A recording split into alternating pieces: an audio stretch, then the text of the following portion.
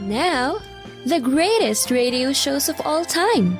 Suspense. The Shadow Node. Washington calling David Harding, counter-spy. Classic radio theater. The Great-Gildersleeve. Fibber McGee and Molly. Dragnet. Gunsmoke. The Lone Ranger. Now, step back into a time machine with your host, Wyatt Cox. Good evening, friends of the Inner Sanctum. The first episode of the 1943-44 season of The Great-Gildersleeve, Harold Peary and crew back for vacation for, I believe this was their second season, might be the third. I'm trying to remember. September 12th, 1943, a very special episode because, well, you'll see in a moment. Kraft presents The Great-Gildersleeve. Yeah.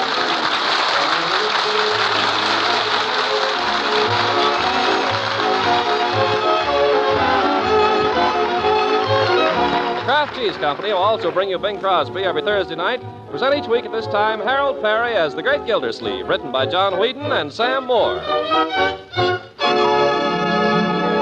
Well, The Great-Gildersleeve's vacation, like everyone else's, has come to an end, and our hero, full of new health and vigor, is about to take up once more the task of guarding, purifying, and distributing Summerfield's water supply. He's at breakfast now with Leroy and Marjorie, but as he crunches methodically on the sixth piece of toast, he looks and feels every cubic inch of him a water commissioner. More coffee, Unc? Well, since it's not rationed any longer, my dear, I suppose, as a patriotic duty, yes. My only regret is that I have but one cup to give for my country. That'll do, Leroy.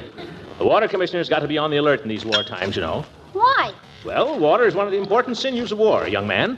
What kind of contribution could our citizens make to the war effort if there were no water to wash in? Yeah, wouldn't that be terrible?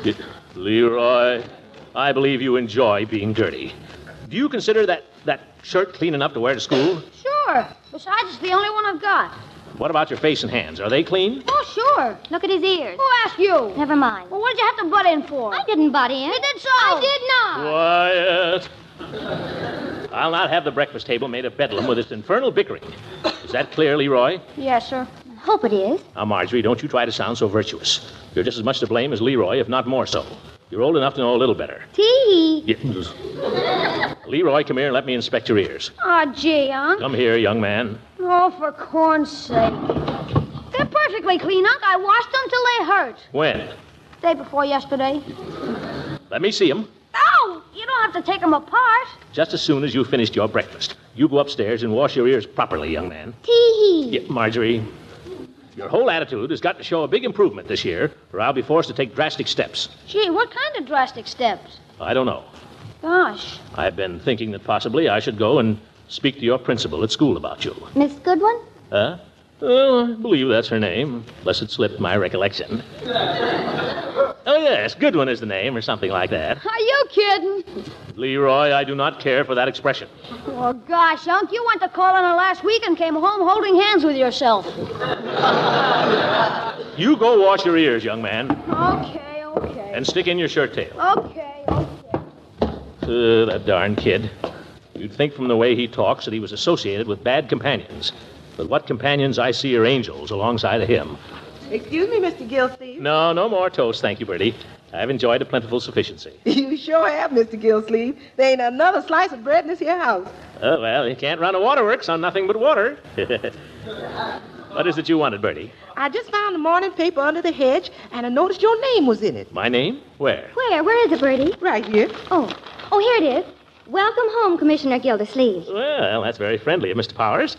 I must renew my subscription to his paper. What else does it say, Marjorie? This morning, Throckmorton P. Gildersleeve will return to his desk as water commissioner, following what we trust has been a relaxing vacation.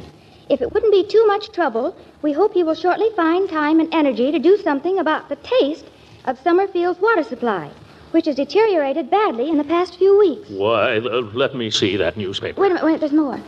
The water now has reached the point where it has definite taste of onions, a condition which in our father's generation was attributed to the presence of water moccasins. Water moccasins? Why, that's libel. And then it just says, how about some action, Commissioner? By George, he'll get some action, all right. Where's my hat, Bertie? On the hall tree, Mr. Gildersleeve. Thank you. Well, I'm off. What you gonna do, Mr. Gildersleeve? Go out to the reservoir and look for water moccasins? No, I'm going downtown and look for a rattlesnake named Powers. Uncle Mort, you're not going to hurt him. Well, no, but I'll write him a letter he'll never dare to print.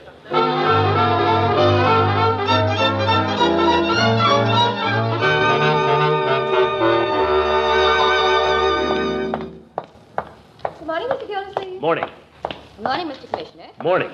Good morning, Commissioner. Morning. Good morning, Mayor. Fine morning. Yes. Pleasant vacation, I hope. Oh, yes, very pleasant. But glad to be back on the job. Your secretary will tell you that I've called a little meeting in my office this morning, just the heads of departments. 9:30. Hope you can make it. Oh, yes, sir. Yes, sir. I'll be there. Good. See you then. What does he want with me? Powers is back of this. Powers and his so-called newspaper. Well, by George, if there's anything wrong with that water, I'll drink it. No, I'm wearing it up now, Mabel. Still on the telephone. Well, I'm wearing it up now. I wore it down for a few days, but then I decided to look better up, so now I'm wearing it up. Of course, Herbie likes it down, but I've decided now I don't like Herbie. Bessie. Oh, I'll call you back, Mabel. Mr. Gildersleeve, you're back from your vacation. And you're right where I left you 2 weeks ago on the telephone. I know. The service is terrible. It- I guess it's the war. I was saying only the other day that... Should I interrupt your analysis of the situation long enough to take a letter? Oh, yes. I'll just get my book. Letter to Mr. Frank Powers, editor of the Summerfield Indicator. Dear Mr... Where are you going? My book. I had it here somewhere. Oh, for goodness sake. Oh, I found it. It was right under the flower pot all the time. Naturally. Let's see now. Where was I? Oh, it leaked on it. Bessie, I'm trying to dictate a letter. I'm sorry. To the editor of the Indicator. Dear sir. Now what? I have to sharpen a pencil. Bessie, have you ever thought of going into war work? You'd make a wonderful bottleneck. You just say that. There. I'm ready now. Well, I'm not ready. I'm all out of the mood. Doggone it, now I gotta go back and get mad all over again. The water tastes bad, huh? Man says the water tastes bad. Oh, it tastes bad, does it? Bessie, bring me a glass of water. Yes, Mr. Gildersleeve. Yellow Journal. Talk about leaving a bad taste in the mouth. Powers ought to read some of his own editorials. Here you are, Mr. Gildersleeve. Oh, paper cups now, huh? Mm-hmm. We got those while you were away. We'll just see now. Do you like it, Mr. Gildersleeve? Bessie, you're my witness. I never tasted finer drinking water in my life. Cool, clear, and refreshing. That's what the man said. What man? The man who brings the bottles every week. Bottles? Bessie, what are you doing with bottled water in this office? Well, the tap water got to tasting kind of funny, so I had them put in a cooler. Get that thing out of here. Hello. Oh, tell His Honor I'll be right down. Sorry to keep him waiting. Well, I guess I've got to face it. Bessie, get that water cooler out of sight. If anybody wants me, I'm going down to the mayor's office. Oh, Mr. Gildersleeve. Yes, Bessie, what is it? I just remembered there was some message I was to give you when you came in. Let's see now. What was it? Bessie, I'm in a hurry. Oh, yes, the mayor called. He wants you to come down to his office. That Bessie, I'm going to have to let her go.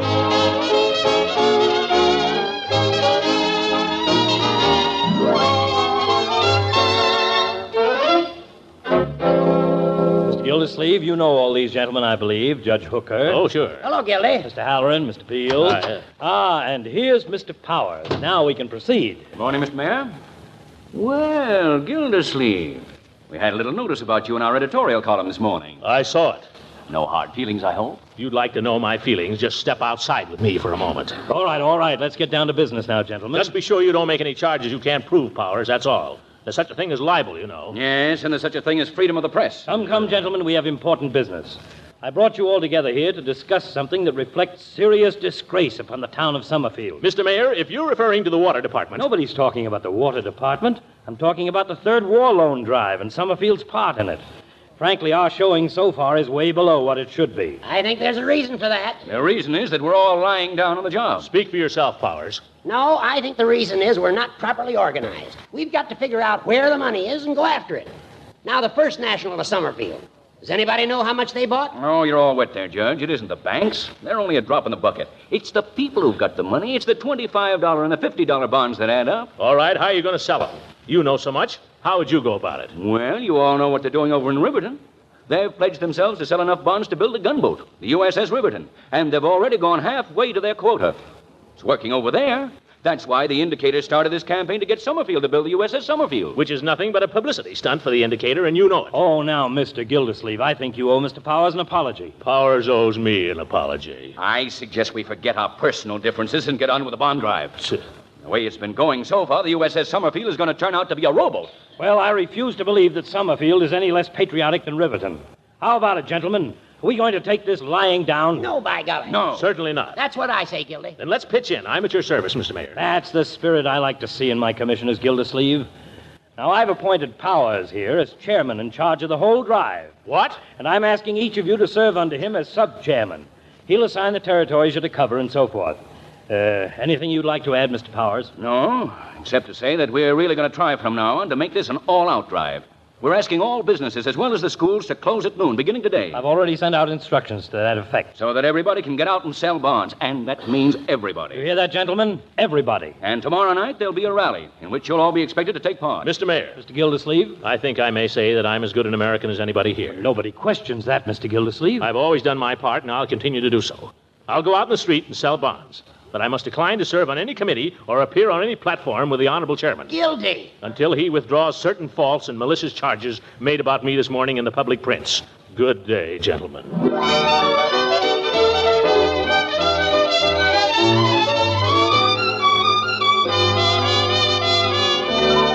September 12th, 1943, The Great Gildersleeve on Classic Radio Theater with Wyatt Cox. You know, it's true. Difficult times have a way of focusing us. We have to think about what matters most when it comes to our spending, our health care. No doubt. This is why so many people are joining MediShare right now. MediShare is a trusted way to save up to 50% on your monthly health care costs. More than 400,000 people have already made the switch.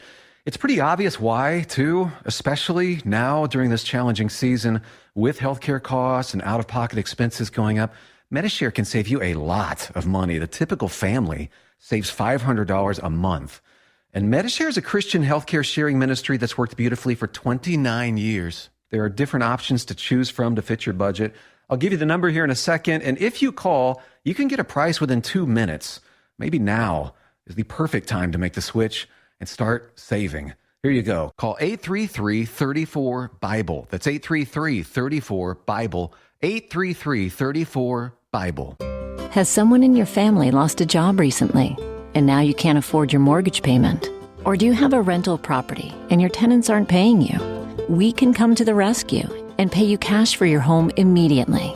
Yes, sell your home and get cash all over the phone without dealing with real estate agents or having to waste time showing your home to lukewarm buyers. You don't need to lose your house to foreclosure. If you have equity in your home, we'll buy your home and give you cash within days, all in a simple over-the-phone and virtual process. Call now before your situation gets worse. Sell a home you can't afford or just need anymore and get the cash you need today. Call this number now. 800-477-4612. 800-477-4612. 800-477-4612. That's 800-477-4612. Paid for by Want to Sell. Attention Walmart shoppers. Now you can order one of the most advanced hearing aids on the market for hundreds, not thousands of dollars. Hearing Assist's most advanced product lineup includes models that use an exclusive app for enhanced control over what you want to hear. It's perfect if you have a smartphone or iPhone to hear everything better. And we have 2 great ways for you to get one. You can call the number at the end of this ad and order directly. Or you can call this same number and we will text you a complete list of Walmart Vision Center locations. We make it easy for you to hear better. Remember, call this number today to order and have a text message instantly sent to your phone to find the Walmart Vision Center near you. Here's that special number. Call 800-360-0597. 800-360-0597. 800-360-0597. That's 800-360-0597. Not one, but 2 errors in the first segment of Classic Radio Theater with Wyatt Cox. This was not the first episode, but the 3rd episode of the 1943-44 season. It was, in fact, the 3rd season of the show. And as you are figuring out, there is a very special purpose for today's show. September 12th, 1943, more of The Great Gildersleeve on Classic Radio Theater with Wyatt Cox. Who's that? Who's that? Just me. Hello, Marjorie. What are you doing home at this time of day, Unky? Office is closed. I gotta go out and sell bonds door to door. Oh, you poor darling. On such a hot day, too. Well, it's got to be done, my dear. There's no use spoiling my lunch over it. No, of course not. There's some mail for you. That'll spoil my lunch for sure. Here you are. Bills and circulars. There's no time of the month to be sending out bills or circulars either. If I didn't... Oh, what's this?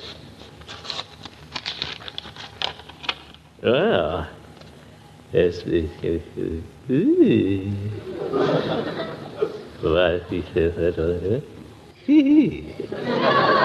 Well, what do you know about that? Sounded pretty good from here. What is it? Oh, nothing really. Only gratitude is such an unusual thing that, well, I'll read it to you. It's from that Miss Goodwin, Leroy's principal. Oh. No, nothing like that. No. Just a nice letter, my dear. Yes. Yes.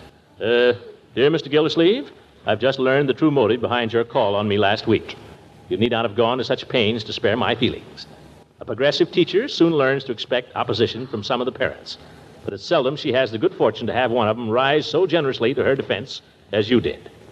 I'm very grateful, believe me, and hope soon to have a chance to thank you in some more personal way. Sincerely yours. Isn't that nice? Sure, but I don't get it. Well, some busybodies objected to her being put in as principal. Oh. They delegated me to take steps. But as soon as I called on her, I could see at a glance she was a fine educator. So I told her to pay no attention to them. Oh. You know, I think I ought to go over and see her this afternoon. Thank her for this note. Don't you think so? Gosh, no. Why should you? Well, gratitude is such a rare thing, my dear. It should be encouraged. But, Unc, I thought you were going to sell bonds. Bonds? Oh. Well, this is right on the way to my territory. Bet you never make it. Yeah. I have to run now. Goodbye, dear, and be careful. Yeah, don't worry about your old uncle. I'll see you at supper. Let's see now. What did she say? I'm very grateful, believe me, and hope soon to have a chance to thank you in some more personal way. Well, I think I'll give that lady a chance to make good on that promise.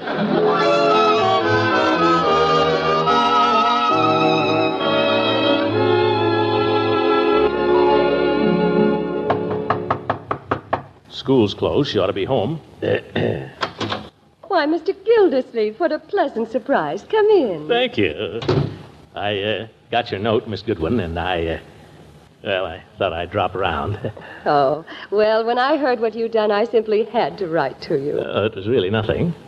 Anyone interested in education would have done the same thing. Oh, well, I don't believe that. I think you were very brave and wonderful to do it. You do? Well, I think you're a very wonderful grammar school principal.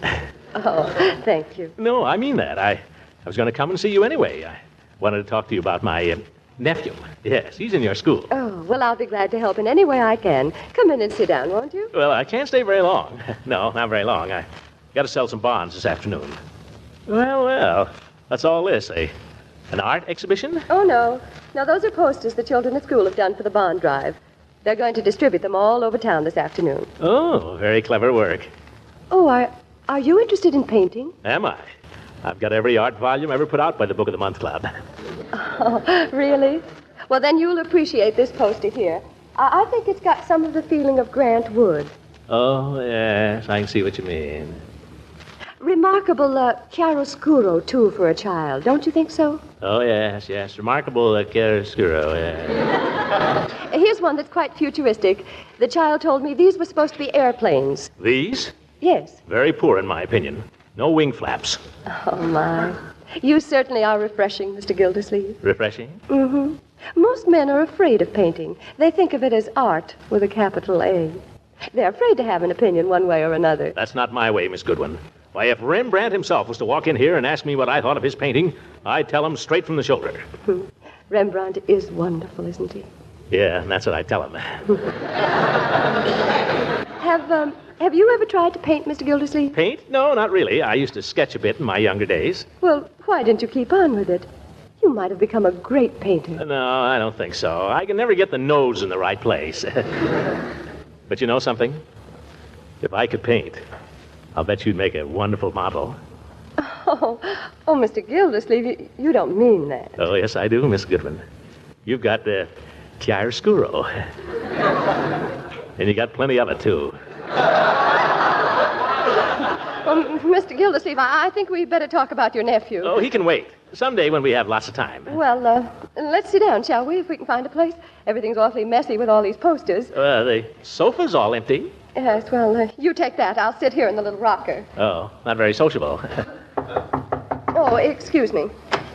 Well, hello. Well, Unc, for Pete's sake. Leroy. Aha! I'm helping Miss Goodwin.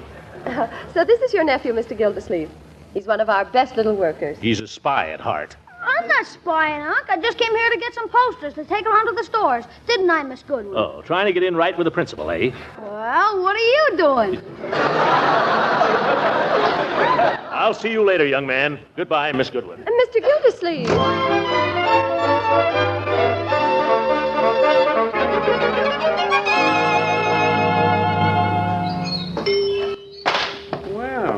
Mr. Gildersleeve. Oh, hello, Peavy. I'll be right with you. Just finishing up a prescription here. How are you, Mr. Gildersleeve? Peavy, I'm tired. I thought I'd just drop in for a moment and rest my bones, if you don't mind. Yeah, not at all. Sit down there at the counter. Up a little late last night? No, just tired. It's this bond drive. House-to-house stuff, you know. Very wearing. No, you've been out soliciting. Yeah, that's it. Haven't actually started yet, but I get tired just thinking about it. I know how it is. Whenever I hear they're starting a new drive, I lay in a good stock of footies. Say, you wouldn't want to buy a bond, would you, Peavy? Well, I'll tell you. That's all right. This isn't my territory anyway. I just thought I might sell one while I'm sitting here. Well, I'd like to give you my trade, Mr. Gildersleeve, but the fact is you're a little late. Your nephew Leroy was in here and signed me up at the crack of dawn. That kid is everywhere. You know something, Peavy? Maybe I shouldn't say this, but I'm getting tired of this war. I'm getting tired of hearing about it. Well, I guess we all are, but... I'm getting tired of a lot of things. Getting tired of these energetic women. Always doing things. Always winning the war and making posters. That's not what women are for. Well, no, I wouldn't say that. I mean it.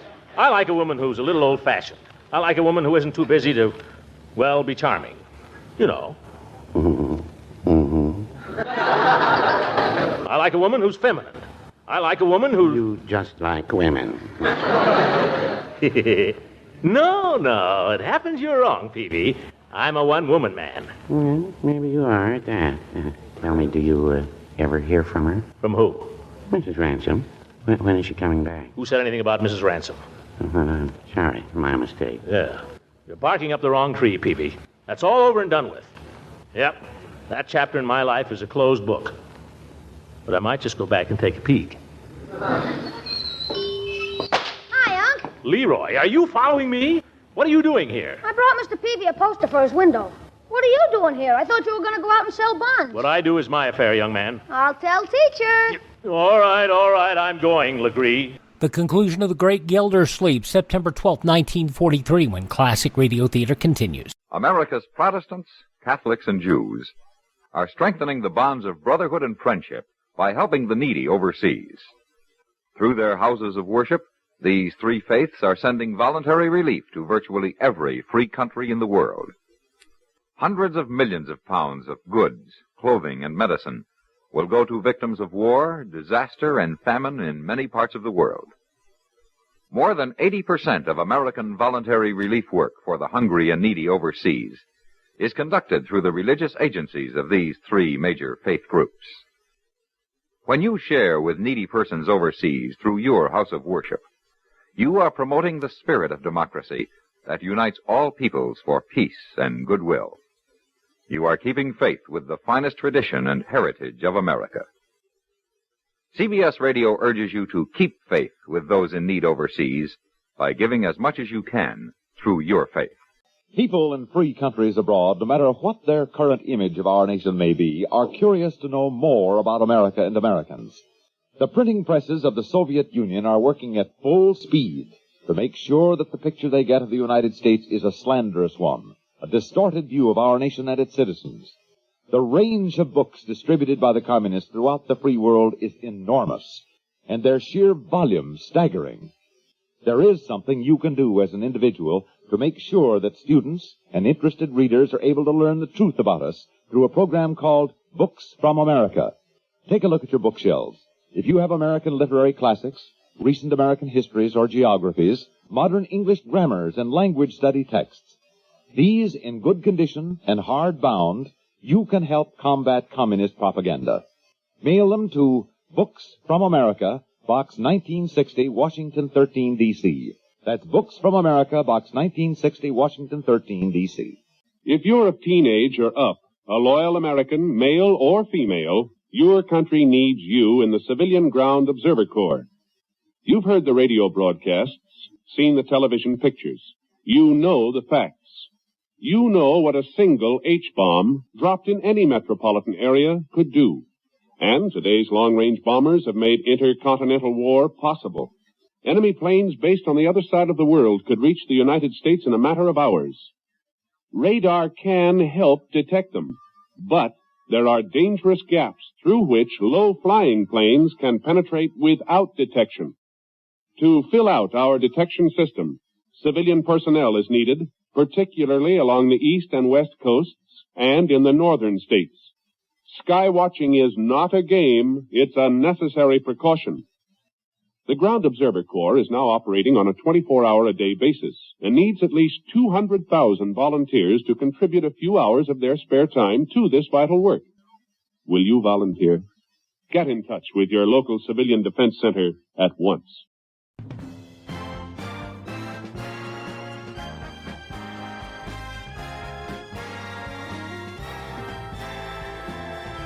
Now on Classic Radio Theater with Wyatt Cox, the conclusion of The Great Gildersleeve and the War Bond Drive, September 12th, 1943.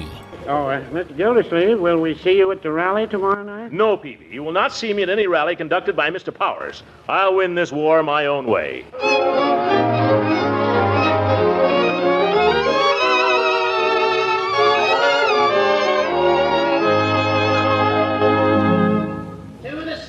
Of this great country, of this great state, and of this great municipality of Summerfield. Yes, I say to you, my friends, I say to you, civilization today is looking to us. Not to you, not to me, but to all of us. Are we going to fail it in this, its hour of need? What is the answer? You better wind it up, Judge. They're going to sleep on you out there. I'll tell you the answer. The answer is no. 1,000 times no.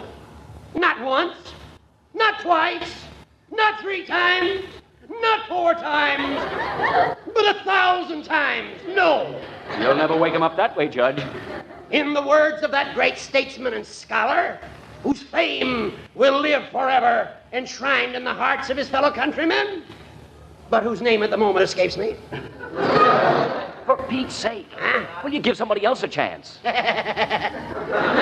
Well, as the horse thief remarked when they hung the fatal noose around his neck, I see my time is short. Before I close, I would just like to leave with you one thought. Buy war bonds. Buy all you can. Not 1 bond. Not 2 bonds. Not 3 bonds. Thank you, Judge Horace Hooker. Thank you. Thank you very much, Judge. Yeah? I know we're all going to profit by what the judge has had to say here tonight. Say, Frank. Huh? What is it, Judge? Look who just came in. Gildersleeve. Well, what do you know? Why, the old sorehead. I thought he wasn't coming. Ladies and gentlemen, please. This wasn't exactly on the program, but I'd like to call on somebody now. Somebody you all know. Summerfield's popular water commissioner, Throckmorton P. Gildersleeve. Will you say a few words, Gildy, please? Yeah, come on, Gildy, come on. That's the way. Make way for him there, folks. Get over make way for the commissioner, that's it. Help him up on the platform, somebody, please. Wait a minute. I'll give him a hand. A couple of you fellas down front there, get behind him and boost. Come on. Now, wait a minute, Gildy. We need a couple of more volunteers here. That's it. Thank you, sir. All together now. Heave! Steady! Oopsie daisy!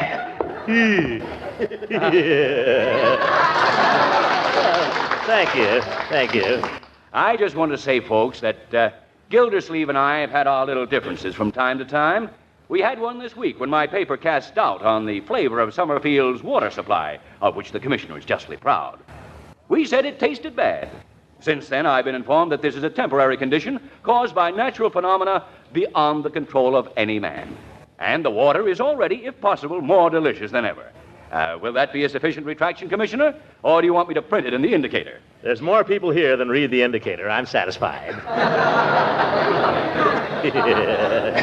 All right, then, Gildy. Go ahead. The floor is yours, and I hope it'll hold you. Well, folks, I don't know what I'm doing up here. I'm certainly not going to make a speech. I haven't got one written, and if I had, I'd tear it up. I just want to tell you about something that happened to me yesterday. And if it makes you feel the way it made me feel, we won't need any speeches, any of us. I suppose everybody here at this rally has been out canvassing this week. I got around to my district yesterday afternoon. A little late, but at least I got around to it. And I'll admit I was feeling pretty darn patriotic about it, too, giving my valuable time that way.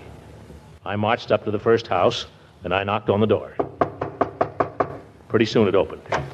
It was a woman. I said, "How do you do? You're the lady of the house, I presume? Yes. Mrs. Kirk, is it?" Yes, that's right. Well, Mrs. Kirk, I'm Mr. Gildersleeve. I'm calling in connection excuse me, please. I've got something on the stove. I'm afraid it's boiling over. Come in, won't you? I'll be right back. Oh. So I stepped inside. She had a very small place there. Couldn't have been more than 3 or 4 rooms. There was a child playing on the floor in the living room. A little shaver about 2, I guess. I said to him, "Hello there. What's your name?" I had a little conversation with him. Nice little boy. Presently, the woman came back from the kitchen. Well, I'm so sorry. Not at all. I was just talking with your son here. Fine lad. Oh, goodness, that's my grandson. Oh, well, it's hard to believe. Such a young grandmother.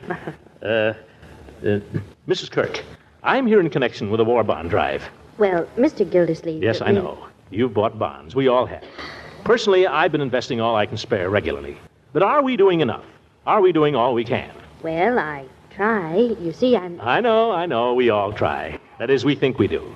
We put up with our little inconveniences, rationing and so on. We buy a bond now and then when the spirit moves us. But do we make any real sacrifices? Just ask yourself, Mrs. Kirk.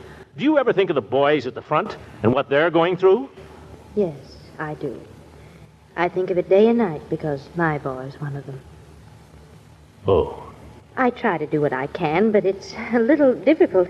You see, my daughter-in-law lives with me now. She works, and I take care of Bobby while she's away all day. No, Bobby, dear, take that out of your mouth, darling. Of course, we have Robert's allotment every month, but that still isn't very much to go around. Mrs. Kirk, I'm sorry. I shouldn't have come barging in here like this, telling you what you ought to do. Oh, no, you mustn't feel that way. Excuse me. Bobby, darling, why don't you run outside and play? That's a good boy. Run along. Cute little fellow, isn't he? Perfect image of his father. I remember when he was just that age. Well, I guess I'll... No, please don't go. I want you to understand. We want to buy bonds. I'm glad when I can buy a bond because every time I do, I think, this is for Robert.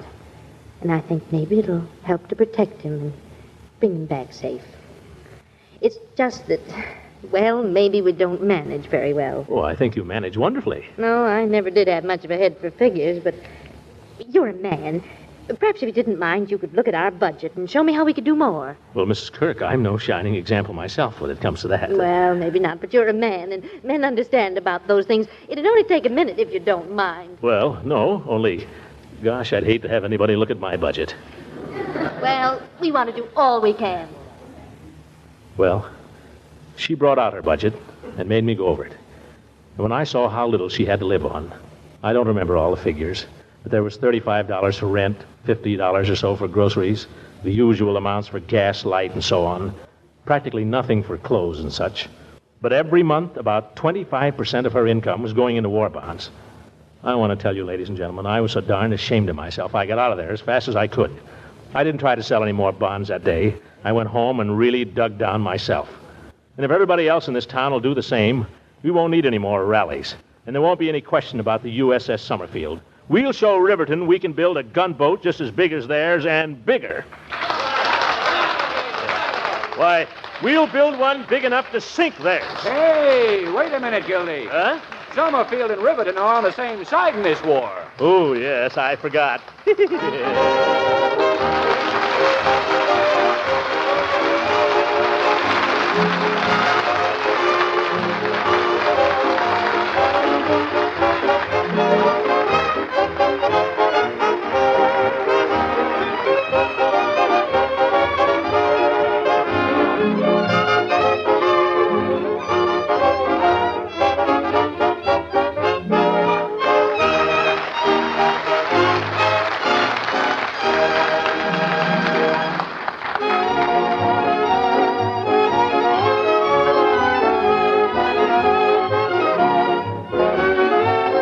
Great Gildersleeve program this week was contributed to the Treasury's third war loan drive by the Kraft Cheese Company. Music was under the direction of Claude Sweeten. This is Ken Carpenter inviting you to listen in again next week for the further adventures of the Great Gildersleeve. This is the National Broadcasting Company. That, my friends, is an example of what people did and what people survived on back in World War II. September 12, 1943, Harold Peary, The Great Gildersleeve on Classic Radio Theater with Wyatt Cox. It's a big, bold story set in the heartland of America, along the edge of Lonely Mountain. I am open for business. And so Big William Gorgon, played by handsome Michael James, fiercely set down his Midwest roots. Oh, darling, we're going to sell bathrobes and raise chickens. Set his adoring wife, Wilhelmina, portrayed by beautiful Glenda Olsen. Oh, I love our store, Will. But they hadn't counted on Big Ralph's bathrobes and cattle store coming to town. Oh, Will, what will we do, Will? Will had a plan, a way of facing off against tough Big Ralph. We're going to change the face of America. We're going to advertise. Adver what? With print and broadcasting and bus benches, we're going to tell people who we are and where we are. What's a bus? And so the story of how one man brought advertising to the heartland. Oh, will it work? It will. Well, my name ain't Will, Wilhelmina. We got to advertise or we'll die. And so the greatest marketing story of all time is here. Advertise or die, dopey. Put your message on this national advertising platform. Email classicradiotheater@gmail.com. classicradiotheater@gmail.com. Cashback is not available on gas in New Jersey and Wisconsin. Susan, I'm sorry I'm late. Traffic is terrible. It sure is. But on top of that, gas prices have been skyrocketing. I can't believe how expensive gas has gotten recently. Prices at the pump are up, but I never pay full price for gas anymore. I just use the free Upside app that pays you cash back for every gallon of gas you buy. Wait a minute. Are you saying you actually get paid cash when you buy gas with the Upside app? Yes, I get real cash back every time I buy gas. And does that actually add up to anything? I've made around $200. Wow, that's serious extra cash. I'm downloading the free Upside app now. Download the free Upside app now to earn real cash back every time you buy gas. Use promo code EARN for a $5 bonus on your first tank. That's promo code EARN. You can cash out anytime right to your bank account, to PayPal, or an e-gift card for Amazon and other brands. Just download the free Upside app and use promo code EARN for a $5 bonus on your first tank. That's code EARN for a $5 bonus. Do your pets have the same energy they used to? Do they have problems with itching, scratching, a dull coat, or goopy ears? Then your pets need Dinovite. DINOVITE.com. For over 20 years, pet owners have trusted Dinovite to supplement their pet's diet. We started Dinovite, and in our first box, we noticed a difference. Dinovite is an all-natural daily supplement made from whole foods that help support your pet's immune system, digestion, skin, and coat. Within 3 weeks, he's not scratching and itching, and he's an all-around happier dog. Today's commercial pet foods are processed at high temperatures, which bakes out all the essential goodness. These processed foods can lack the essential vitamins, enzymes, and probiotics that contribute to overall good health. Adding a scoop of Dinovite to your pet's food bowl is the answer. If you love your pets as much as I do, you'll want to do what's best for them to live long, healthy, happy lives. I have 2 cats and 2 dogs. All 4 of them are on the Dinovite. You won't believe how happy your dog will be. DINOVITE.com. Now on Classic Radio Theater with Wyatt Cox, we go from the spin-off, The Great Gildersleeve, to the original, Fibber McGee and Molly, an episode from September 12th, 1954. Did you lock the car, McGee? Yeah. How do I look? Do I look okay? You look fine, dearie. Doc said he'd meet us at Wong's, didn't he? Wong's restaurant? That's where he said he'd meet us. Of course. You made the date with him. Said he'd meet us at Wong's after we eat and ride out to the country club in your car. You're going to drop me at home. Yeah. That's how it is, ain't it? Say, you're awful jumpy tonight. What's the matter with you? I don't know. I just got a premonition or something. Look, when Doc comes, let's tell him I can't make it. Can't make it? I just don't feel like going to his country club smoker with him tonight.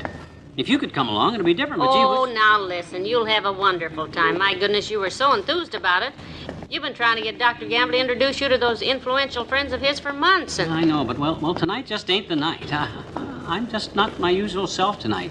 You know, charming and witty. The type of guy that he can swap a good story with anybody like I do when I'm feeling sort of John Cameron Swayze-ish, which I just don't feel tonight.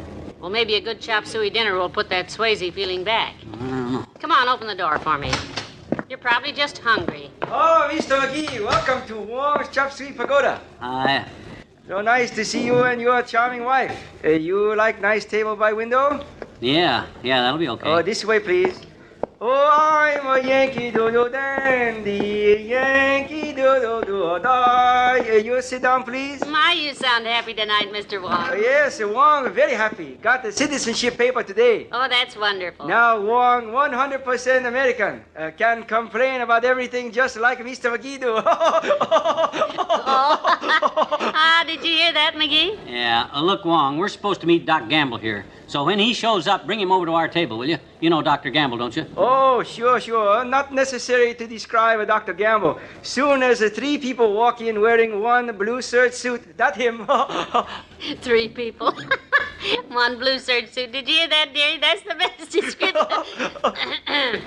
You better bring the menu, Mr. Wong. Mr. McGee is hungry.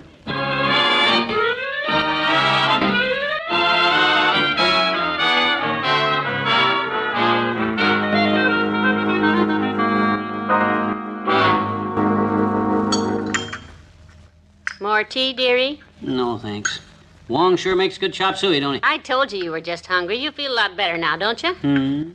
About going to that country club thing with Dr. Gamble? No, I thought I felt better, but I don't. Doggone it, I just know if I went to that thing with Doc, I'll wish I hadn't went.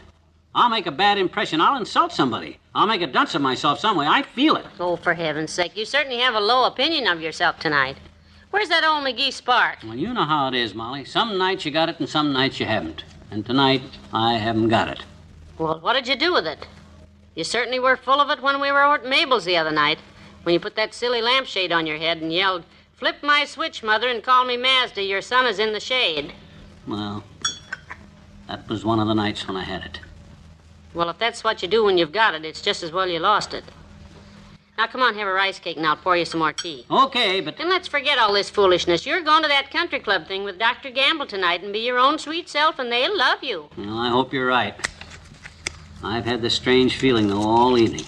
Call it inhibition, if you like. You call it inhibition. I'll call it just plain foolishness. Of all the silly. Oh, my gosh. What's the matter? This rice cake I just opened. Do you know what it says inside? On my fortune? What?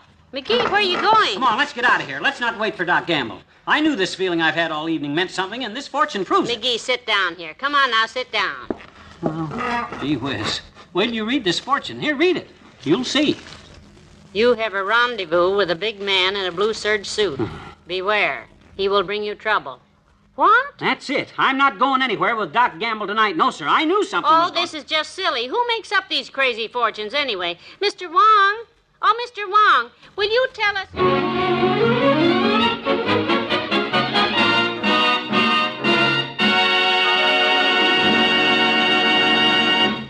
And you say you put these fortunes in the rice cakes yourself, Mr. Wong? Oh, yes, Mr. McGee. We make all our own rice cake last week, and Wong make up fortune himself. You like? Yeah, loved it. Don't you see how silly you are, McGee? You certainly don't think Mr. Wong knew you had a date with Dr. Gamble when he made up this fortune a week ago, do you? Well, just the same, I'm not... Excuse me, Mr. McGee. Do fortune say that? Not exactly, Mr. Wong. It says, you have a rendezvous with a big man in a blue serge suit. Beware, he will bring you trouble. I'm supposed to meet Doc Gamble. Oh, Dr. Gamble, big man, blue serge suit. Oh, very good, Wong, very good. Excuse, please. Hey, what are you doing? Every time Wong fortune in rice cake come true, Wong ring gong, cashier mark down, keep score. Really? Does this happen often? Oh, very often. Wong read fortune very good. Had one right in 1939, two in 1950, and now another correct. Only 4 years away. Oh, my daughter say Wong regular Chinese Dallinger. Well, that's good enough for me. I'm not going near Doc Gamble tonight. Figure up the check, Wong. We're leaving. Sure thing. I bring check right away. Oh, for heaven's sake. Let's at least wait and explain things to Dr. Gamble, if that's possible. You know, he went to a lot of trouble to get you invited out there. I know, but what am I going to say to Doc? My rice cake said beware? How's that going to sound? Now you see how ridiculous this whole thing is. Here, I'll prove it to you. You and your rice cake. What are you doing? Opening mine. There. Well, what does it say? Well? Never mind. But this whole thing is just silly. Let me see that fortune. It's nothing. Don't grab things like that. Give me that back, McGee. I just want to read it. Let's see. Tonight is the night of the dragon. Beware the man in the blue suit. Trouble lies ahead. Aha! Oh, it's probably just a set. That's silly, Mr. Wong. He probably makes these up in pairs. I don't care how he makes them up, Molly. I'm getting out of here. This thing is eerie. Where's Wong with our check? Where is he? You know, it certainly is a strange coincidence. Both of those fortunes reading the same way is sort of... Well, I mean, I'm beginning to feel like you do. If you feel like I do, you got goosebumps all over you. When Doc Gamble waddles in that front door in that baggy blue serge of his, I'm not going to be here. Hey, Wong, the check. Take it easy, Flap Lip. We got lots of time. Dr. Gamble. Hiya, Molly. Hiya, Noisy. Well, say something, kids. Surprised, huh? How you like it? My gosh. A new suit. Gray flannel. A beautiful gray flannel. Prettiest gray flannel suit I ever saw. Not a touch of blue serge in that gray flannel anywhere. Oh, Doc, you look just beautiful. Lovely. Gee, thanks, kids. Miss Cuddleson helped me pick it out. She says I've been wearing blue serge long enough. I recheck, Mr. McGee. 2 chop suey dinner and... Oh, Dr. Gamble. No blue suit. Hello, Wang. Oh, this is most unfortunate. Very disappointing. Already ring gong for fortune come true, now big flop. You said it. Big man in blue suit, beware. Ha! Come on, give me the check, Dunninger. How much? 2 chop suey dinner, 6 egg roll, barbecue shrimp, $3.60. Here you are. Keep the change. Well, come on, kids. Let's get going. Good night, Wang. Good night, Mr. Wong. Good night, Doctor, Mr. Mrs. McGee. Oh, tonight is night of dragon. Very bad night for telling fortune. You can say that again. Boy, I'm sure glad to see you, Docky, old man. You don't know what a lift it gave me tonight to see you walk in that door in your new suit. Your gray suit. Well, I hope I make as good an impression at the club. I think you'll enjoy this tonight, McGee. Been looking forward to it all day, Docky. Oh, indeed he has. It's all he's talked about. You boys will drop me at the house. Betcha. You got the car keys? Never mind, I got them. This ought to be a swell evening on account of... I beg your pardon, sir. Huh? You talking to me, officer? Yes. Is this your car? Yeah, that's our car. Good. I've been waiting for you to come along. Oh, yeah? What's your problem, Bud? There's no parking limit here, is there? No, there isn't. Not on Sunday. Well, maybe if I take my foot down and step aside, you'll get the idea. Heavenly days, a fire plug. Oh, no. Oh, my gosh. Didn't you notice that when you parked, Molly? You were the one who was driving, McGee. I was busy powdering my nose. Well, you folks may have overlooked it, but we notice little things like fire plugs. That's the first thing they teach us in basic training.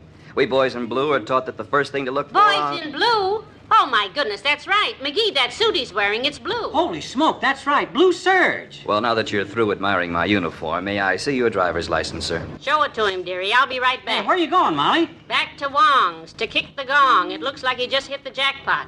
Did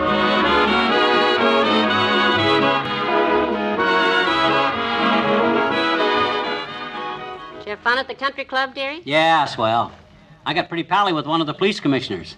Yeah, a friend of Doc Gamble's. Oh? In fact, he told me how to get rid of this traffic ticket. Good. All I got to do is take it down to the City Hall next Thursday to room 317. Yeah? And pay the fine. $10. Well... Good night. Good night, all.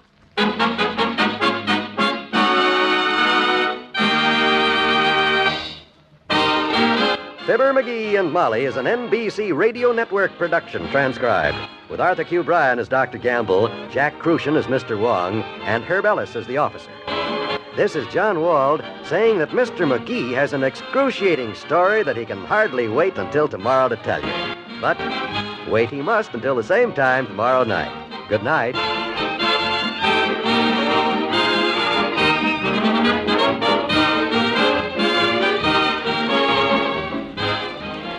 September 12th, 1954, Fibber McGee and Molly on Classic Radio Theater with Wyatt Cox. Thank this station, support their advertisers. It's their kindness and courtesy that allows us to be with you each and every time you roll around here on your favorite station. And if you miss a day, you don't have to miss a single show. You can find them all at my webpage, classicradio.stream. Not only can you stream our shows there, you can also find lists of the places where our shows are available so that you can download them and take them with you on demand. You can also learn more about building a classic radio collection of your own. You can find our social media links. And if you like what we do, you can buy me a copy so we can acquire new great classic radio theater programs. Thanks for tuning in. Tell all your friends the great radio shows are right here at this spot on the dial.